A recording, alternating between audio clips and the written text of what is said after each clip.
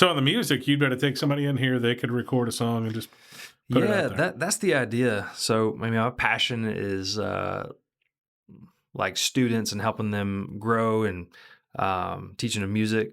And so that's like the primary thing. But like the recording side, I see like a definite opportunity just to bring in artists that are just like, I don't want to do the big record thing. I just want to do my own thing, be self-supported, grassroots, and I want to be tied to the blockchain to have my own ownership in things.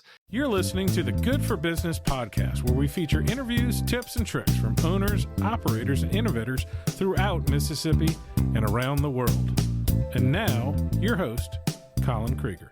Welcome to this week's show of the Good for Business podcast. I'm your host, Colin Krieger, and today we have our host on, Josh Gillis, owner of Catfish Alley Studios. Welcome to the show. Awesome. Super glad to be here, man. I love what you got going on and been excited to be a part of the ride so far. Well, this will probably be the first of many times Josh gets to sneak on the show. He's always down the road adjusting the cameras and getting the mics working right and that sort of thing. We appreciate it. So we're going to start with the beginning. Tell me about your life story. Go. Yeah, no. It's funny. I hadn't really thought about it a whole lot because we just literally scheduled this like an hour ago. Yeah. But yeah, man. So I'm from Columbus originally and born in Amory, grew up in Columbus, lived here. I tell everybody I've got experience in 3 different school systems. I was homeschooled 1st through 3rd grade, then went to Heritage 4th through 10th, and then I ended up graduating from New Hope my senior year and went there 11th to 12th grade year. Went to University of Alabama after that. And then toward the end of that, I got like a business education, thinking I wanted to do something in business. Always been interested in that, and ended up going to seminary after that. So I always worked with youth and stuff in the youth group growing up, had a heart to help out people, and went to seminary after that, and then up in Louisville, Kentucky, and got a master's in youth and family ministry, and then worked in the church for a little while. But I was also, my first job up there was slinging paint at a paint store. So I worked at Sherwin-Williams for about 10 years, actually. All right. So yeah, came in there part-time. My first job in Kentucky was working at a Cracker Barrel. I had to find somewhere that could work nights and weekends. I lasted there about 3 months. And then I was like, this is just not for me. So anyway, found a job at Sherwin-Williams, ended up kind of starting a career doing that. Worked my way in from part-time to assistant to manager. Started managing a few different bigger stores. And then the next step was going to be sales rep. After that, district rep. And I could just see the trajectory. I was like, I just don't know if that's what I'm going to do the rest of my life, you know? And anyway, in 2016, I moved back home to Columbus. And at the time, there was a coffee shop for sale, and it was Beans and Cream. And so that's where I'd first met you, actually. Yeah. We were putting in a drive-thru, and you roll up. And I had no idea who you were, but I was like, hey, he seems really interested in everything going on. So we kind of hit it off, and you kind of hyped up the shop and what we had going on. And so anyway, yeah, I remember that's how I first met you anyway. I just talked to Fields Ferguson, realtor extraordinaire, about that at the coffee shop today. Nice. About the drive-thru. I think you were putting in the drive-thru that day. That's right. And I think it was Ryan Munson who had tipped me off or something. Oh, okay. So, Gotcha. All including. Yeah. So you're at the coffee shop. What are you doing there? Yeah, so I bought the coffee shop in 2016, I believe, and ran it for a couple of years. And I think through that, I was like, I just don't know if that's what I want to do the rest of my life. And I'm still trying to figure out what I want to do the rest of my life. And I'm 41 now. So, but anyway, I ended up selling the shop, and I went back into ministry. So our church that we were going to at the time needed a music guy. I was on the search committee. We weren't really having a lot of luck finding anyone. I was like, well, I'll just fill in until we find someone. Then that ended up becoming a full-time thing. Did that for 4 or 5 years. And my role kind of shifted during that from doing music to the media to booth to youth stuff. And we ended up building a house out in Steens, moving out of New Hope area. And we started going to a church, my wife's home church in Vernon, Alabama, right across the line. So that's where we're at now. So anyway, but during that time, to backtrack a little bit, we'll fill in some gaps later, I guess, but I've always taught guitar lessons part-time, and that's always been just a constant theme. It's always been 3 to 5 students, something like that. But in 2022, I remember talking to my pastor at the time, and I was like, hey, man, I think I got a shot at doing this like full-time. If I get 15 to 20 students, I think that could basically replace my income and do what I'm, kind of go from there. So I took a step out and did it, started teaching in my sunroom at the house, got about 4 students, and then that grew to 8 to 12. And then our little sunroom, I kind of outgrew that. Then we went to our little pool house, which was just a storage unit at that point. I cleared it all out, made it like my first little studio, and started teaching out of that. We grew and then got about 16, 20 students. And then I met Garrett Torbert, who I think you had on here before, or maybe that was for a commercial. I haven't had Garrett on, but I'm going to have Garrett on. Okay. It must have been, it was I think the dispatch guys had him on or something. But yeah. Anyway, so I met Garrett, and he was renting some space at the Old First Baptist Church downtown. And so I kind of rented with him a partial room there. And then I was there for a year with him. And then they moved to the Lyceum at Lee. And so they kept growing, we kept growing, and eventually became a thing where like, man, there's not enough rooms for us to both be doing stuff. We should probably, I should probably be looking for a spot. And that's when this place came open about a year ago. And you were still, when I joined the theater for Oklahoma, you were still teaching had some there. guitars, and I think you left while Oklahoma was in production. Going, okay, gotcha. So it gives me a good picture of the timeline there. Yeah. So we've been at this facility now for about a year, a little over a year now. So and rocking and rolling. So how many students and teachers do you have here now? So we've got, I'd say 3 teachers, Braden, Phoebe. Phoebe's husband, Brad, teaches one of our advanced guitar students. He's kind of filling in right now to help us out because we're in some employee transition, but we just hired 2 more coming on board. Ellen Jones will be teaching voice and piano, so we'll have some more availability there. And we got John Wright, who teaches bass. A lot of people know him locally. He'll be doing bass guitar and a few other things. So so that'll be about 5 of us then. So is there a big difference, as there is in the regular world, on being you could be a world-class guitarist, but maybe not be a good teacher? Yeah. That's usually how it goes. I'm kind of the opposite. I'm a pretty good teacher, but I'm not like, I'm not Van Halen shredding stuff, But yeah, there's a lot of truth to that. You can definitely wear out a guitar and just not connect with students and inspire them and that kind of thing. So definitely an art to it. So have you been playing music since the day you were born? No, my mom's pretty musical. I remember I took piano lessons when I was like 7 and hated it. I probably cried my way out of it, and just didn't really care for it. Didn't really like the theory side of it. And I don't know, I kind of shut it down. Well, then my mom, who played guitar, a little banjo, she just left her guitar laying around the house, hoping I would kind of pick it up and be interested. And one day I did. So I ended up picking it up. She showed me my first C chord. So I just walked around the house hitting that C chord all day, kind of got into it. So she got me lessons with Mr. Richard Miller, who is, you interviewed Mason Honnell. He was actually the teacher for both of us, but we didn't know it at the time. And so Richard Miller taught me some very basic, intro guitar stuff. He was more of a Chet Atkins style playing, which is more finger style picking stuff, which I wasn't crazy about, but it was a good fundamental, like learning that kind of stuff. And I remember my, grandmother told me one day, she's like, Josh, like this is back when I was first just banging around on the guitar. She's like, everybody that plays a guitar, you can play with a pick, but not everyone can play with their hands, And so if you learn how to finger style pick a little bit, that'll kind of set you apart from your everyday guitarist, And so that kind of stuck with me. So I ended up learning some finger style stuff. And, so that happened when I was like 15 and started playing with our church a little bit and our youth group. And that just kind of went from there. So now you may not know, but you have a sister named Amy. That's right. Who I didn't have to connect. Were there any other siblings I need to be aware of that are superheroes or No, I do have, yes, my younger sister, Brooke. She's a superhero. She is a mom of 4 down in Meridian.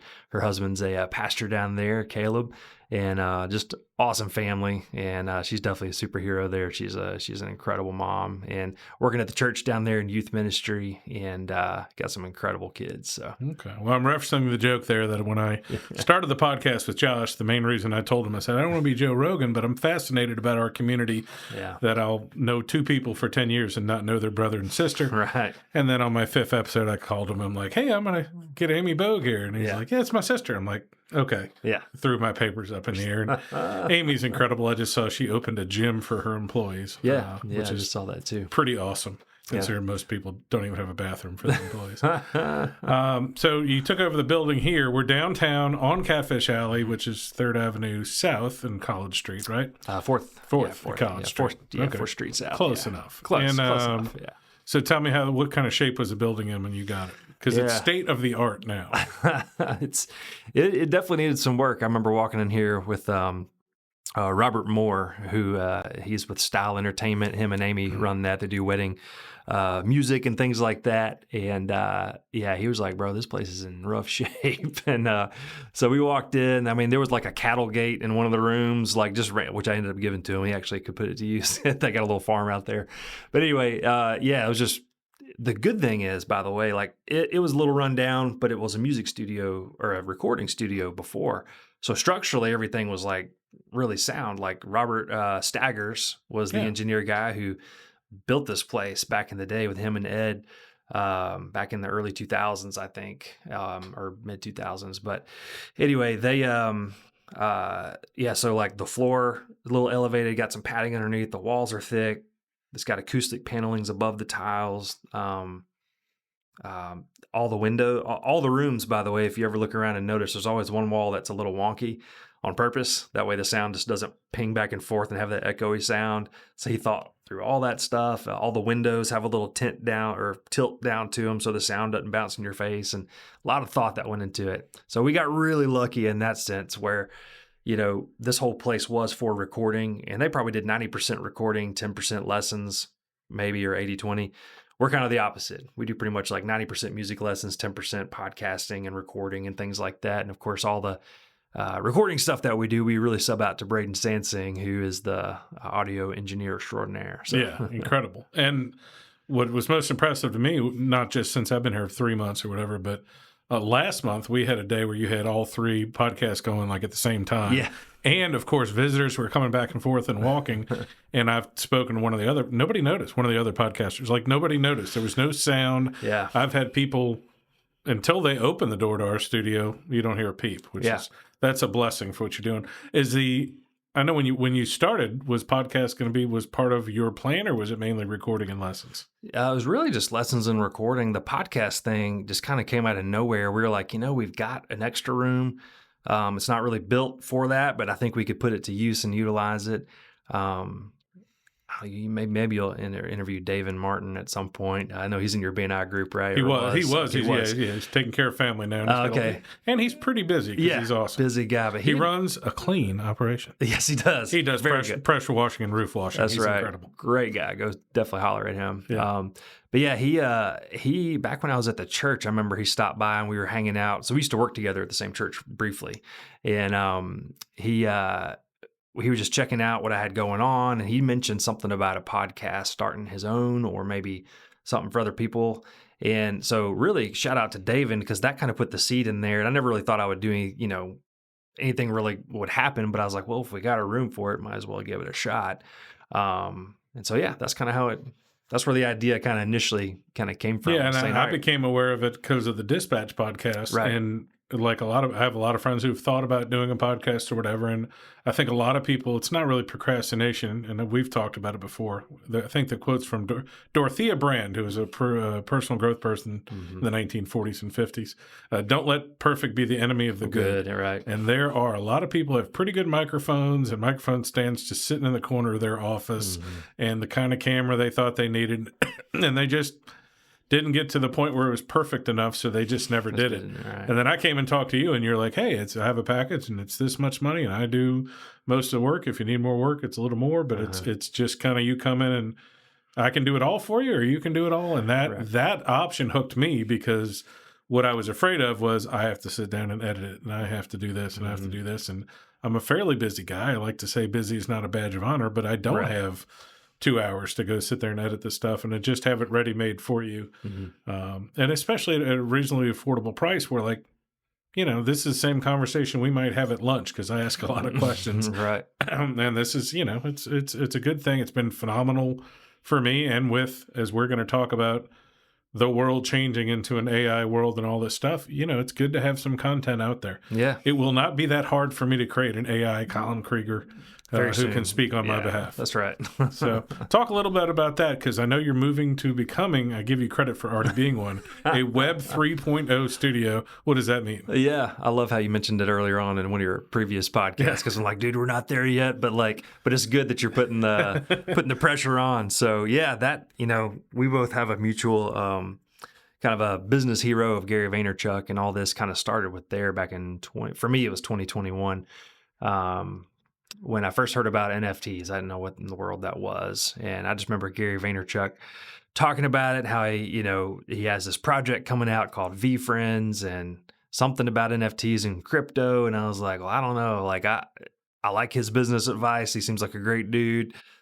I'm just going to see what this is all about. Right. So ended up getting a little crypto, some Ethereum at the time, and buying one of his NFTs. And what the brilliance of what he did was an NFT, like, if I had to break it down, actually, I printed off some notes using some AI. I got on ChatGPT. I saw that. I was like, that's what it looks like, is a long list from... It is from ChatGPT. So I was like, and this is kind of crazy how fast things happen. Like, I use ChatGPT a lot, and I just got on there, right before you got here, and I was like, hey, based on everything you know about me, give me some talking points.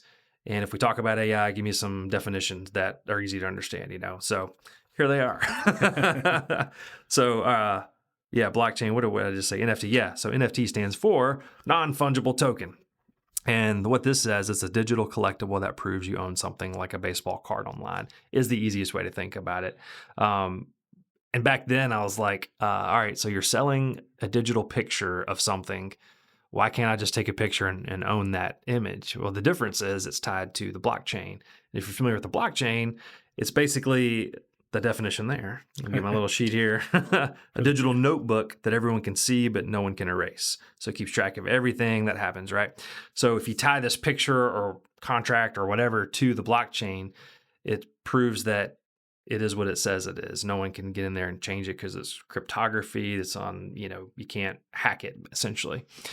So anyway, I know at this point, my wife would be looking at me like I have one big eyeball on my forehead, like, all right, I'm already lost. And that's okay. Like, a lot of the stuff's it takes a little while to chew on. Saturday Night Live had a great Eminem parody that was about NFTs that I send to people. I'll clip it in the video here so you can watch it. And it's literally the Eminem song. And it's like, I'm looking for an NFT.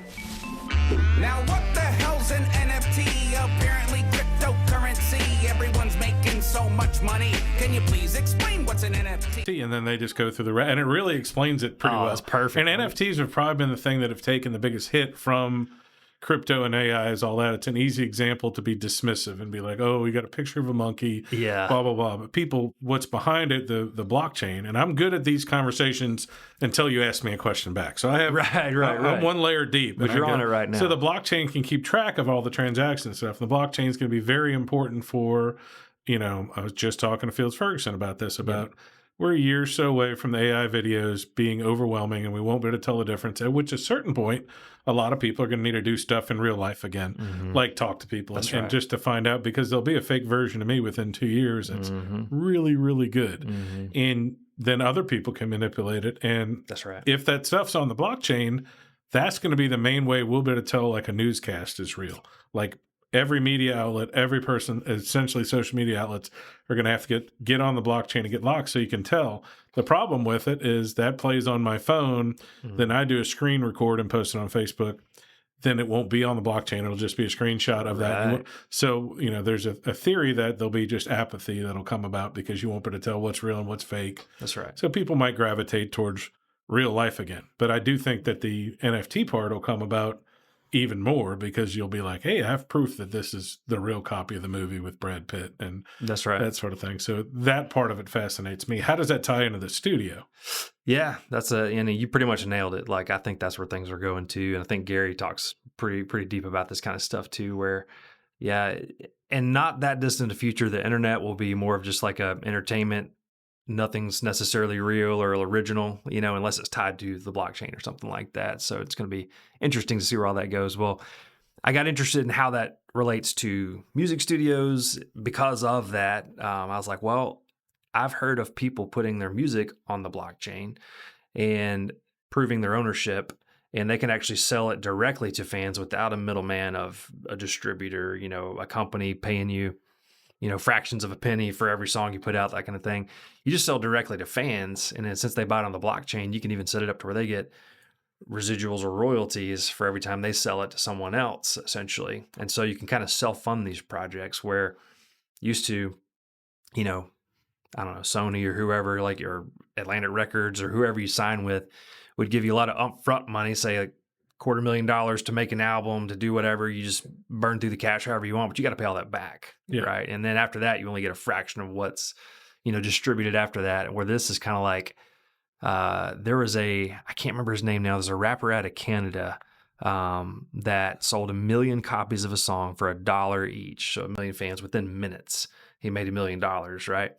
Well, every time that song sold after that, I don't know what the contract said, but say like the fan gets like 80 cents and the rapper gets like 20 more cents in residuals after that, right?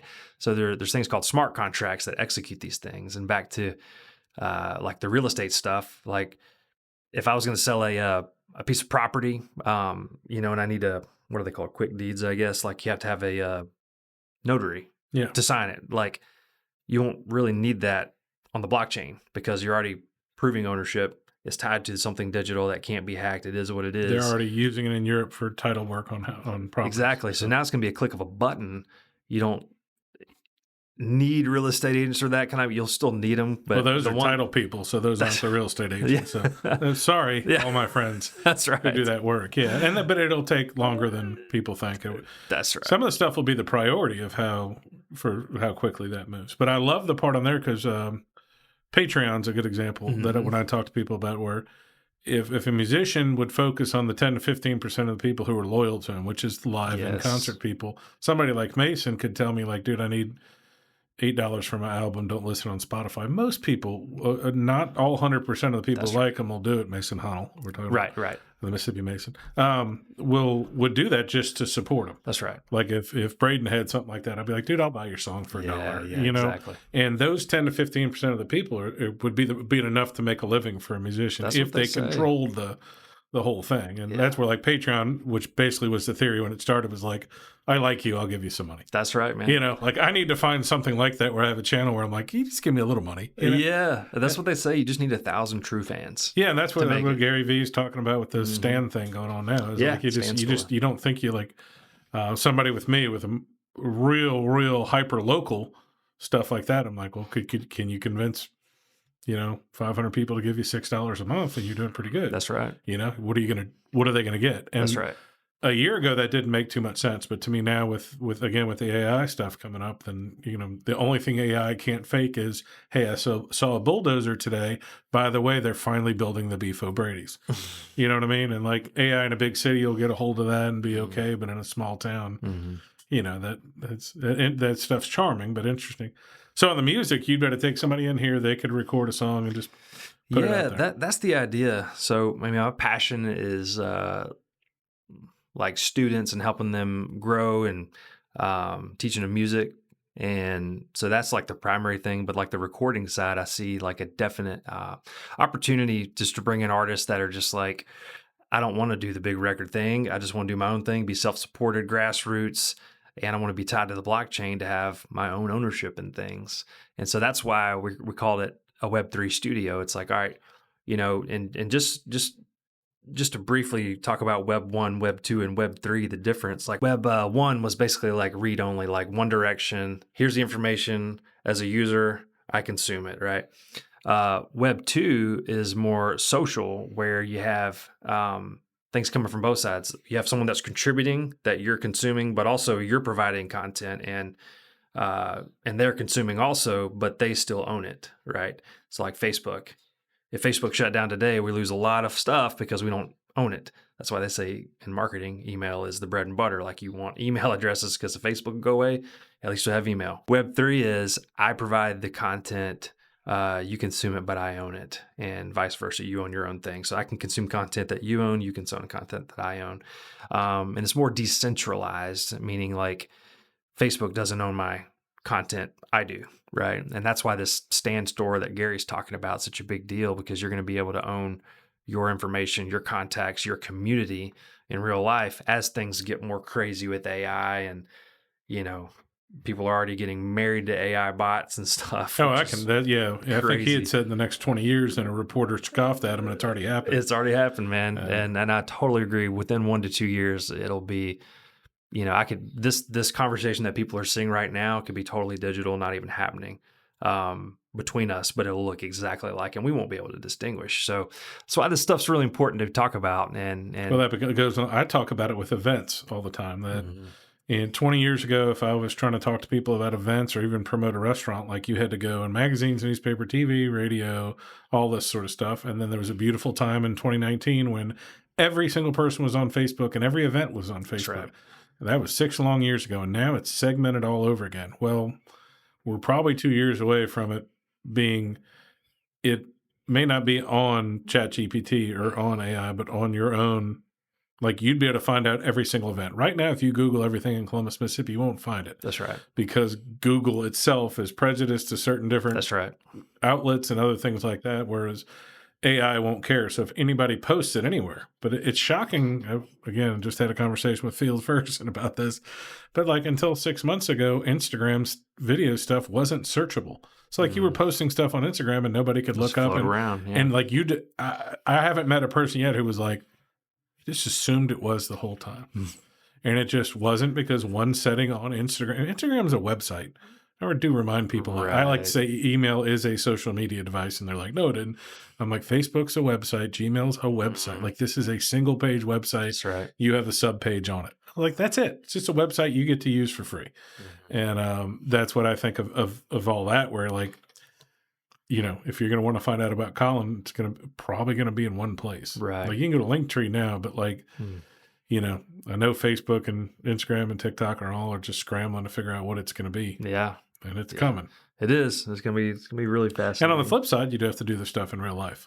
Yeah. Like, there's some work you have to do in life. I know it's a big thing in music right now, but there's people who are just AI generating millions of songs an hour just so they can go after copyrights. They're trying to find every permutation of every single thing. And from what I've seen with like ASCAP and B&I and some of the big record labels, is at some point they're going to have to, it's going to be, you used AI or you didn't for a couple of years. And then after a while, it's going to probably get overwhelming, which would be a good place to own your stuff, Yeah. I'm just trying to kind of think ahead and, try to get ahead of the wave that is definitely coming. It's not in a scary way, but I think Gary puts it this way too. He's like, look, you don't have to worry about flocking to AI. Like, AI is coming to you, man. And you can already tell, like, if you log into any software now that's got an AI bot, it's got a help bot. I mean, it's integrated into our phones, our computers, like vehicles already. You just don't know it or think about it that way, and so. Well, and it's still a clunky and not quite perfect. And so my daughter's up at Ole Miss trying to find an apartment, and there's an apartment complex that her friends are at, and there's nobody there. Like, there's a leasing office, but nobody's there. And every time she talks, she calls to a chatbot. And I'm like, the problem being, and her roommates have said it, they're like, well, they've been here, one of them has been there 3 years. And she's like, well, 3 years ago, I called when the sink was leaking and somebody came up, and now we talked to this chatbot thing and it misunderstands me 3 times. And like, she's probably not going to rent there because I'm concerned about what if you call, something bad's happening. And eventually that'll get figured out. But right now it's just a little clunky. Yeah. But it'll get there. I mean, they have like cameras in fridges now. They'll be, at some point, it'll notice that you're low on eggs or whatever and just order it for you. I mean, there's stuff like that's gonna not far away as we think it is, Well, and I've run into AI stuff. Like, part of the reason, one of my 2 reasons for starting was I didn't know Amy Bogue was your sister.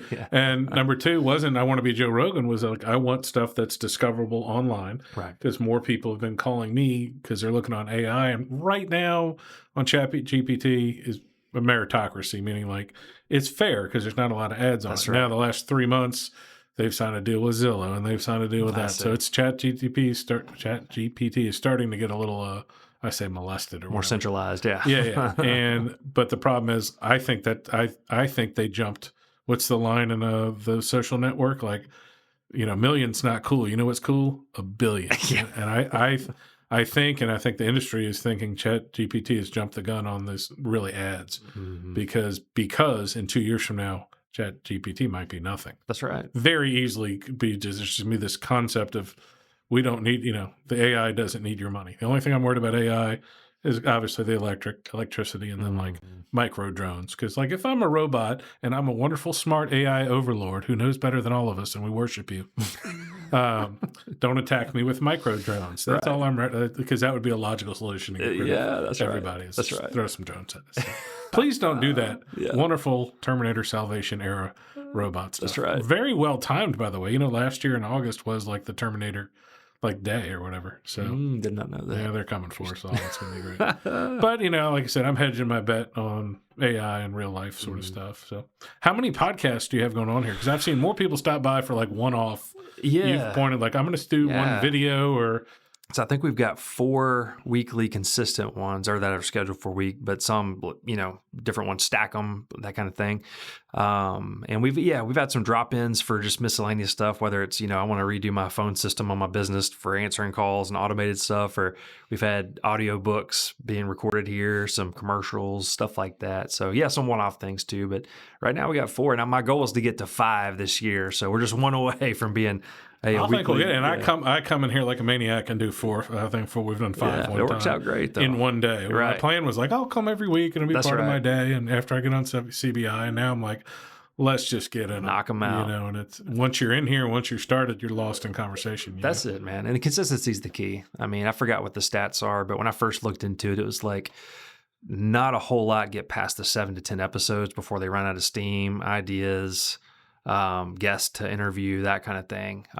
So if you get up over that a dozen hump, then you've beat a lot of the odds. Yeah, and I think over 25 is like 90-something%. Yeah. I forget, you're in your 30s, or we're about to you're 30, somewhere in the 30s there. So you're getting there, man. And that's just awesome. Yeah, but consistency is the key. It's just showing up and doing it. But I like, you seem to have it going on as far as get 4 or 5 guests in a row, boom, boom, boom, boom, knock them all out, and then just kind of drip them out from there. So.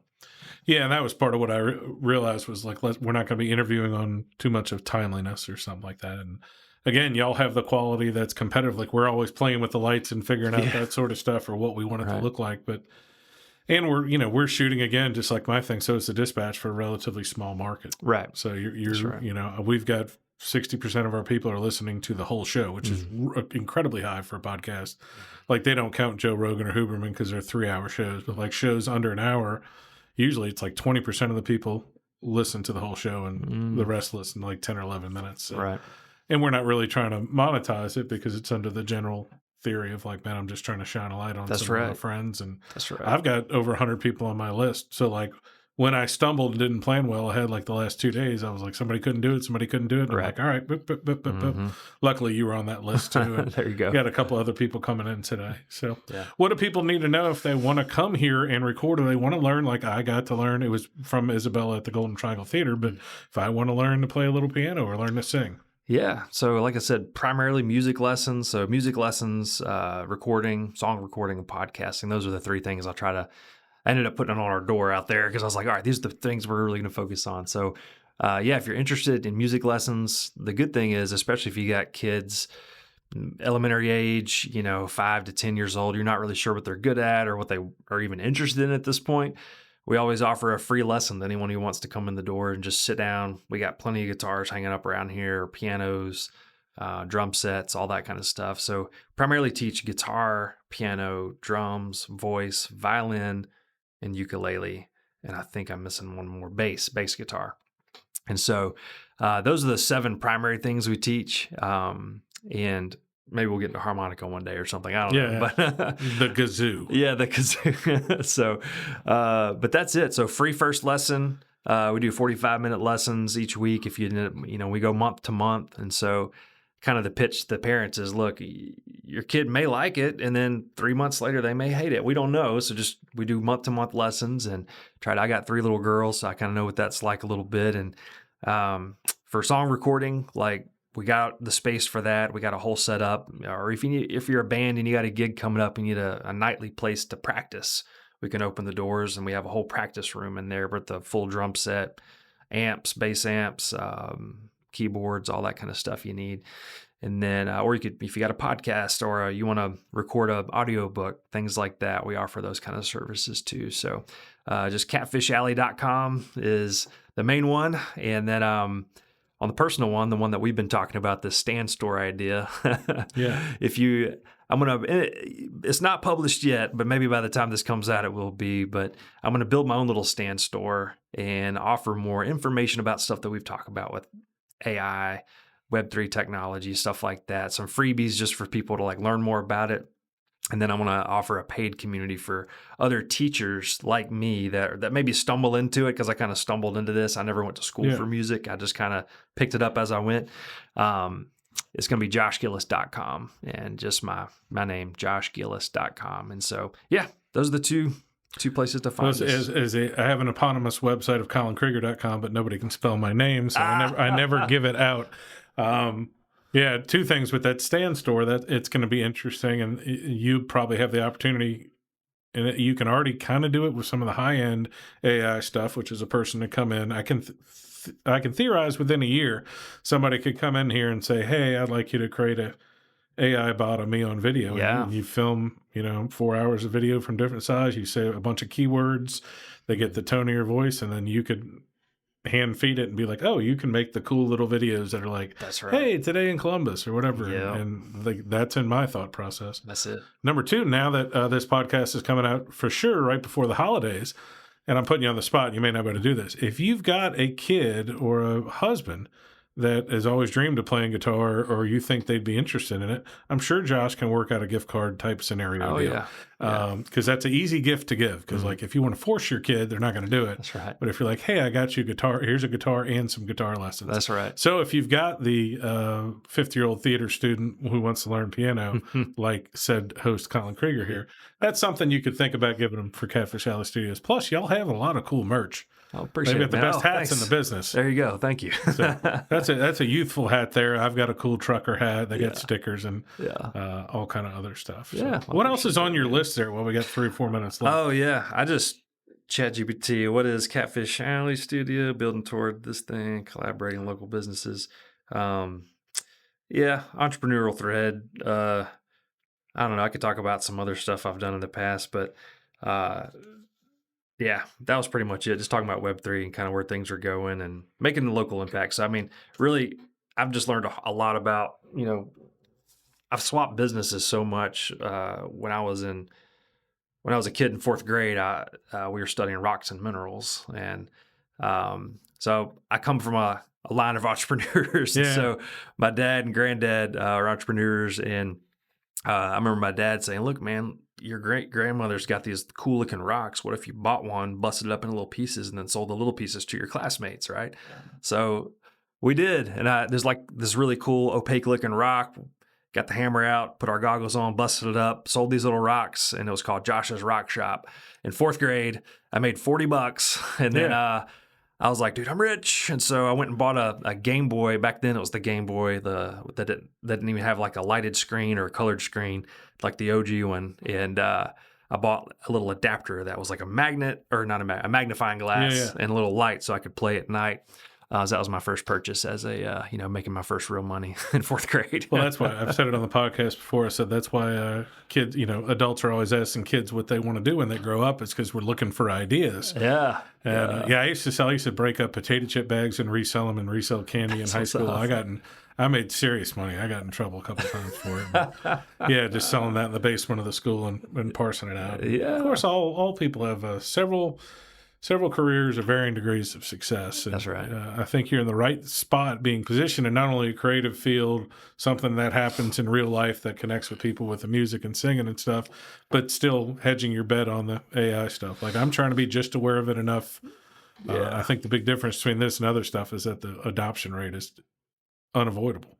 Like with AI, being a Web3 studio, all that. I know we're talking more about AI than we are about the actual studio, but it'll be unavoidable. Like, it's already, like I said, it's a big part of people's lives already, and I'm starting to having a lot harder time telling the difference on the fake videos on my phone. Same, man. Now that Sora came out or whatever, it's wild, man. But I guess last thing I thought of that I'll say is just like, you're talking about the learning curve, about getting hip on all this stuff. Like, that's kind of a heart that I've got too, just for our community. Like, growing up, kind of, it was a joke that Columbus seemed to always be 5 to 7 years behind the times on things. And I'm like, well, we have an opportunity to get ahead on the times, right? So just a couple weeks ago, I went and upgraded a truck, and I did a partial payment in Bitcoin. But the idea is not doing that. It was just like, well, let's try to put a little bit of this stuff forward, at least hype it up a little bit to say this stuff's happening. It ain't here yet, but it's coming, And so, but yeah, just to kind of get the conversation going, and Mississippi's investing a lot into new tech and building facilities and all that kind of stuff. So we want to try to help aid in that. And so I think some of my passion just for digging my heels in my own community, raising my kids here, I want to succeed. I want to bring all this new tech to Columbus and at least educate people. If that's all I can do is just educate people about what's going on, then that's going to be a win, Well, of course, which fits perfectly in our conversation. The best part about that, it was on the front page of the print newspaper, the Bitcoin thing, and I was like, "That's great," because that sums up both things: is that we have to do this in real life, and that's what I'm excited about for continuing to do the podcast. A year from now, we'll be at 100-something episodes. But that's right. We're crossing the 30 barrier today. So yeah, man, that's exciting. Well, thanks for hopping in. If you need anything, come find Catfish Alley Studios on 4th Street South. There you go.